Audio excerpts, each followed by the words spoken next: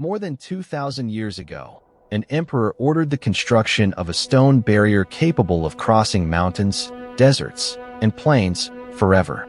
It would grow to more than 21,000 kilometers across more than 2,000 years of history. It cost hundreds of thousands of lives. Today it still wins across the mountains of China. This is the story of the Great Wall. Seen from above, it is breathtaking. A line of stone and brick rising and falling over endless green ridges, watchtowers marking its spine, until it fades into the haze of the horizon. It is the largest structure ever built by human hands. And it was never built all at once. It was added to, century after century, by the hands of ordinary people.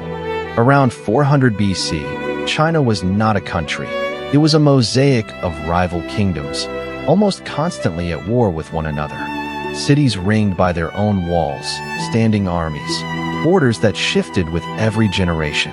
It was the age known as the Warring States, a divided land, exhausted by conflict, with no wall yet to unite it. And there was a threat from the north that none of these kingdoms could face alone. The nomadic peoples of the steppes, like the Xiongnu, swift horsemen who swept across the grasslands and struck border villages before any army could respond. It was against this fast, unpredictable, mounted danger that the wall would one day be raised. Some of these kingdoms had already begun building their own defenses. Walls of packed earth, simple and humble, raised along the northern borders around 300 BC. They were rough, made of mud and compacted gravel. But they were the direct ancestors of the Great Wall, the first drafts of an idea that would keep growing for millennia. This is a real photo of the Great Wall at Badaling, near Beijing, the most iconic view of the entire structure. Notice how it winds over the mountains, climbing and descending every ridge, never seeming to yield to the terrain. It is this image, seen by millions of visitors across the centuries, that became the definitive symbol of China. In 221 BC, everything changed. A ruthless king conquered, one by one, all the rival kingdoms and united all of China under a single throne for the first time in history. He proclaimed himself the first emperor. Under his command would rise not only a unified country, but also the most ambitious building project the ancient world had ever seen. The first emperor gave a monumental order: connect the old, separate walls of the defeated kingdoms into a single continuous barrier, stretching across the entire northern frontier of the new empire. Uniting China from within was not enough. It also had to be protected from without, by a line of stone and earth no nomadic horseman could simply cross. To carry out this order, the emperor entrusted the task to General Meng Jiangnu, who led an army of 300,000 men, soldiers, and forced laborers toward the mountains of the north. It was a mobilization on a staggering scale, moving what amounted to a small nation of people to build, with bare hands, something that did not yet exist. Tens of thousands of laborers raised the first stretches of the Great Wall out of packed earth and stone, across rugged mountains and hostile deserts. It was brutal work, organized in endless shifts, under dust, cold, and almost unimaginable physical strain. Every meter of wall cost days of silent suffering, far from home. The human cost of this first wall was staggering. Chinese historians, centuries later, gave it a grim nickname: the longest cemetery in the world. Not because bodies lined its length, but because so many died of exhaustion, cold, and hunger during its construction that the very ground beneath the wall still holds that memory. On the nights of the newly raised frontier, lone soldiers kept watch atop the fresh wall, staring into the vast emptiness of the north. They were young men torn from their families, kept there by loyalty or by having no choice at all. The wall protected them from invaders, but it also cut them off, for years, from everything they knew as home. To warn of attacks across hundreds of kilometers of border, the Chinese devised a brilliant system: signal towers that lit fires and columns of smoke, passing the alarm from tower to tower, faster than any horse could gallop. Within hours, a threat spotted at some remote edge of the desert was already known in the capital. From this era comes a legend the Chinese still tell today, that of Meng Jiangnu, a woman who wept so bitterly for her husband, dead in the wall's construction. That part of the wall is said to have collapsed under the weight of her grief. It is fiction, but it carries a greater truth, the silent mourning of so many families who never saw their men come home. By around 210 BC, the first emperor's wall already cut across much of the north of the newly unified empire, a scar of stone and earth over the landscape. Still raw, still imperfect, but real. It was the first monument to the ambition of a man who wanted China never again to be invaded nor divided. About 100 years later, around 120 BC, the Han Dynasty gave the wall a new purpose, extending it much farther west across the deserts to protect a trade route that would become legendary, the Silk Road. Watchtowers rose among the dunes, guarding not soldiers, but caravans of merchants. Along this protected route, camel caravans carried silk, spices, and ideas between China and the Western world. The wall, born as a shield against invading horsemen, also became a guardian of trade, letting wealth and knowledge flow safely across a dangerous desert. At an isolated desert outpost, a Han frontier soldier spent his days recording everything on bamboo tablets: who passed, what they carried, what he saw on the horizon. It was solitary, disciplined work, sustaining with quiet bureaucracy what the sword only defended when danger finally arrived. Han signal towers spread across the desert, repeating the same smoke and fire system from the days of the first emperor, now perfected. A network of alarms covering thousands of kilometers of border. For its time, it was one of the most sophisticated long-distance communication systems in the world. The centuries that followed were not kind to the wall. Dynasty after dynasty, it was abandoned, rebuilt, and extended, depending on who held power and how much fear there was of the north.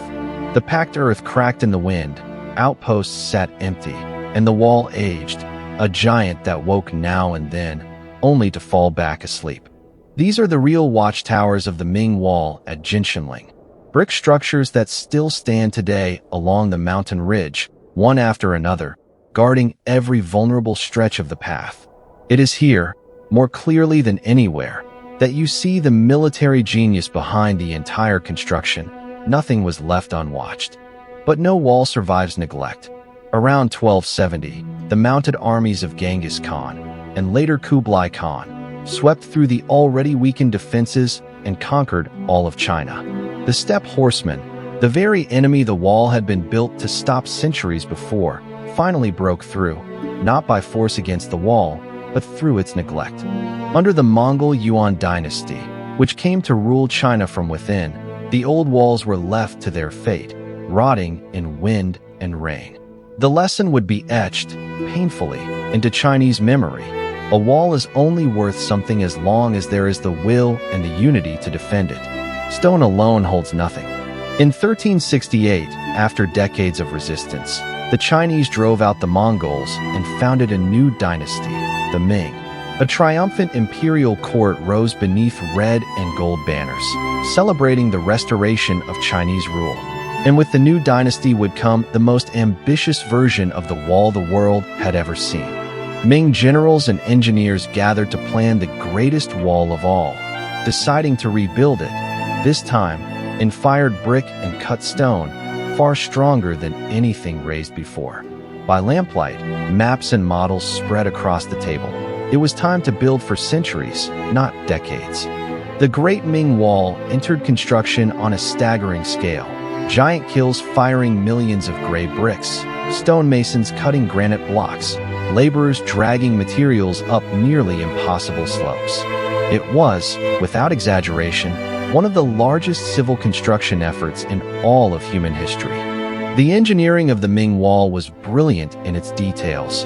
A wide, paved walkway on top, where troops could march side by side, crenellations to shield archers, drainage systems for the rain, and a core of compacted earth and rubble, faced on the outside with brick and stone. The work of masters, not amateurs. Every few hundred meters rose the great Ming watchtowers, two-story brick forts where soldiers slept, stored weapons, and lit smoke and fire signals.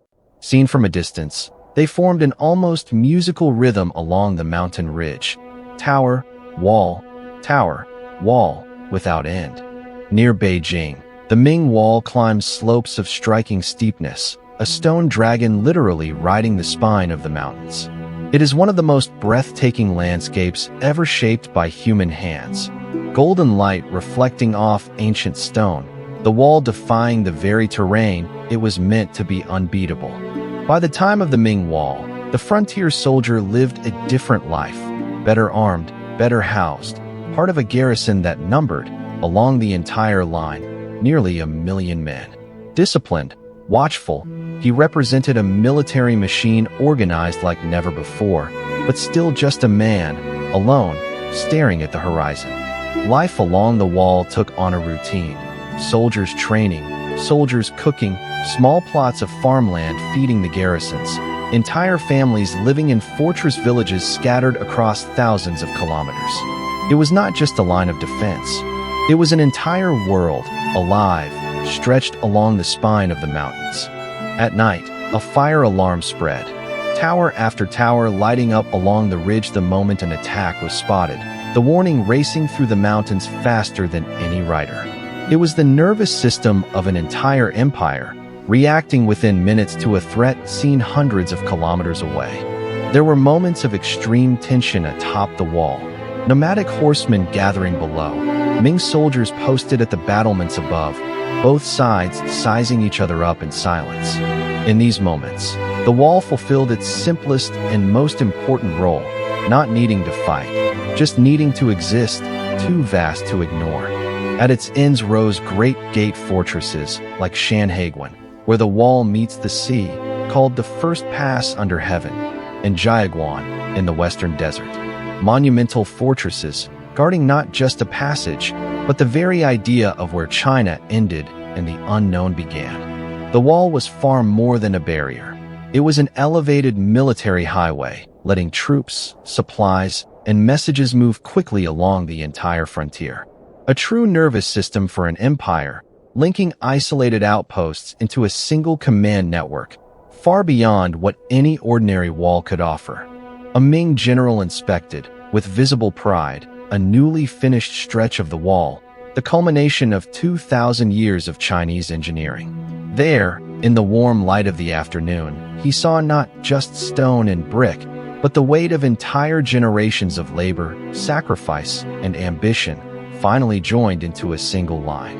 Around 1600, the Great Ming Wall stood complete in its full splendor, a golden and gray serpent crossing thousands of kilometers of green mountains. It was, without exaggeration, the most ambitious fortification ever raised by human hands, and it remains so today, centuries after its completion. Adding up every stretch, from every dynasty that built it, the Great Wall exceeds 21,000 kilometers in length. That's a distance long enough to wrap around much of the planet. No other human monument comes close to that scale, not in size, nor in the time it took to build. But no wall, however great, protects an empire rotting from within. While the Ming dynasty gleamed in stone and brick on the outside, corruption, rebellion, and famine ate away at it from within. Storm clouds gathered behind the very wall meant to protect it. The danger, this time, came from inside the house. This is a real record from the period, a painting made by Chinese artists depicting the Great Wall and life along it. It is through original records like this, preserved for centuries, that we can now see how the builders and defenders themselves viewed what they were raising, not as a ruin, but as a living work of their time. In 1644, the decisive betrayal came at the gate fortress of Shanhaiguan. A Ming general, pressed by an internal rebellion, opened the gate and let the Manchu army through. History's greatest wall was not defeated by force from outside. It was undone by a key turned from within, a stark, final echo of what Meng Jiangnu had wept over centuries before. The Qing dynasty, of Manchu origin, took the throne and began ruling on both sides of the wall at once. Suddenly, the Great Wall no longer protected any border at all. Its original enemy now lived inside the very empire it was meant to defend. The line that had separated two worlds, overnight, stopped making sense. Under the Qing, with no military purpose left, the wall began to slowly waste away. Weeds crept over the battlements. Weather wore down brick and stone, year after year. It was a sleeping giant, lying across the mountains, forgotten by an empire that no longer needed it to feel safe. Little by little, the wall began slipping into legend. Western travelers and merchants arriving in China marveled at the sight of that ancient, endless wall across the mountains. Few in the rest of the world knew it even existed, and those who saw it never forgot the sight. In the 19th century, foreign explorers and the first photographers posed atop the wall, already in partial ruin, tiny against its staggering scale. It was these images, carried out of China, that began spreading the fame of the structure to the entire world, the start of a global reputation. One of the most famous legends about the wall is, in fact, false. The idea that it is the only human structure visible from space with the naked eye. It isn't true. It's too narrow to be seen from orbit without instruments. A charming myth, repeated for generations, but one that science simply doesn't support. For decades, the wall was neglected, and local residents even took its stones to build houses and animal pens. Entire stretches quietly vanished, brick by brick.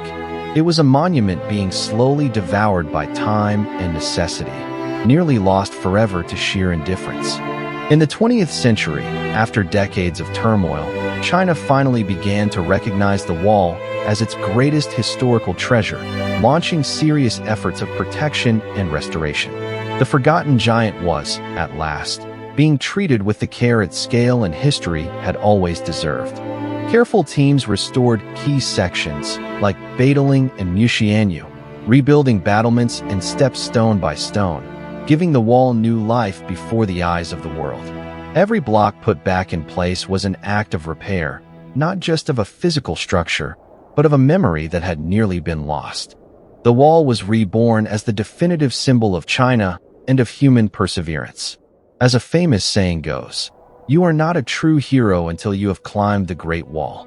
From forgotten ruin to national pride, it reclaimed the place that was always meant to be its own, the greatest icon of an entire country.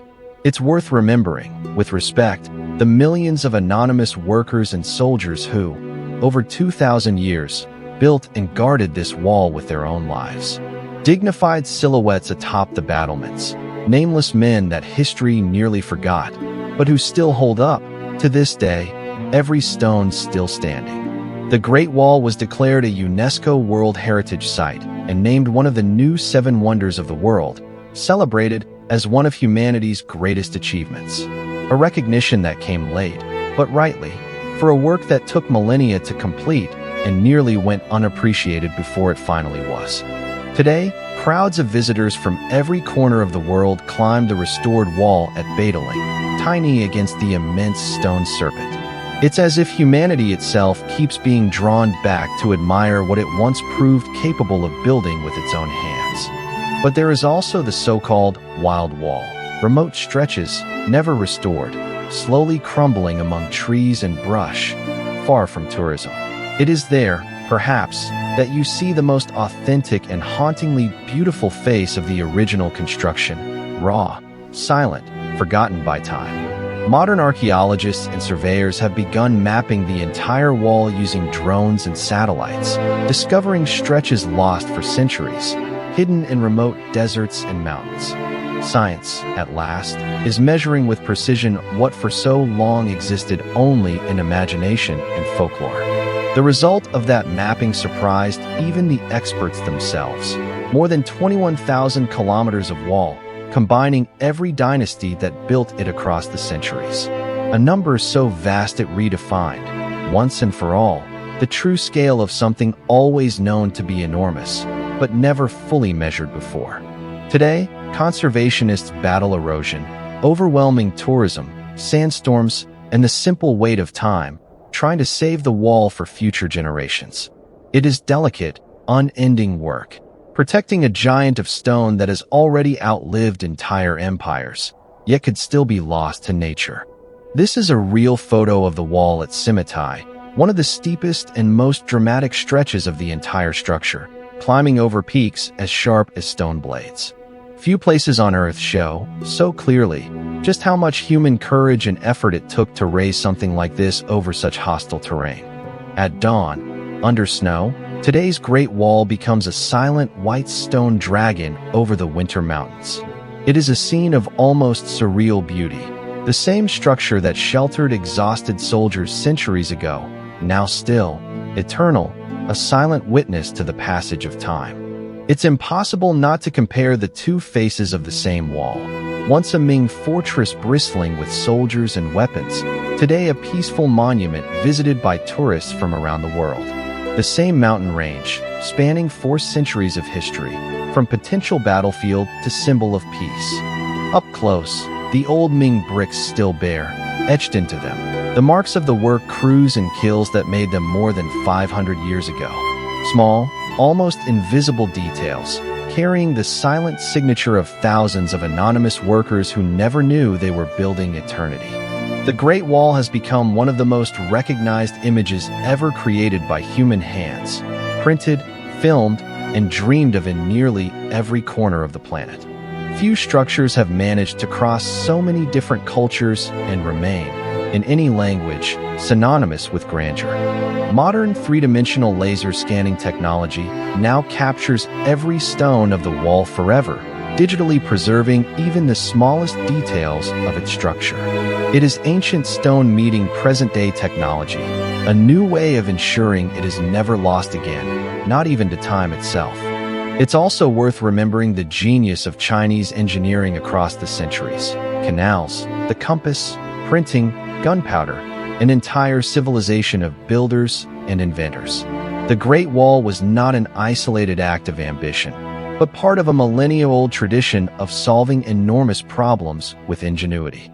At sunset, the wall stretches toward the golden horizon over the mountains, a silent witness to 2,000 years of human ambition, effort, and endurance. Few images capture so well the mix of beauty and melancholy this construction carries. Beautiful, yet built upon so much sacrifice.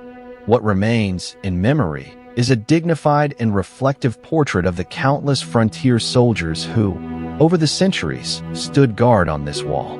They are the human face behind a giant of stone, ordinary men, forgotten by time, yet present in every kilometer still standing. And what remains, too, is the deepest lesson this wall can teach. No barrier, however great, truly protects a divided people. It was true when the Mongols broke through, and it was true when the gate at Shanhaiguan opened from within. Unity and will matter more than any stone. Today, Chinese children learn, with pride, about the Great Wall in schools and museums. A 2,000-year legacy, passed on to a new generation, as living proof that what is built with such sacrifice must never be forgotten, but instead told, again and again, to those who come after. The very idea of the wall echoes across the entire world.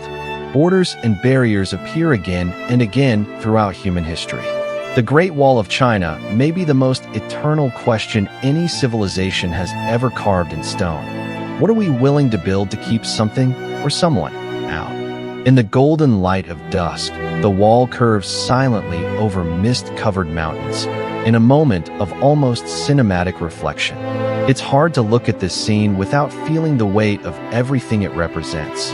Ambition, sacrifice, permanence, all condensed into a single line of golden stone.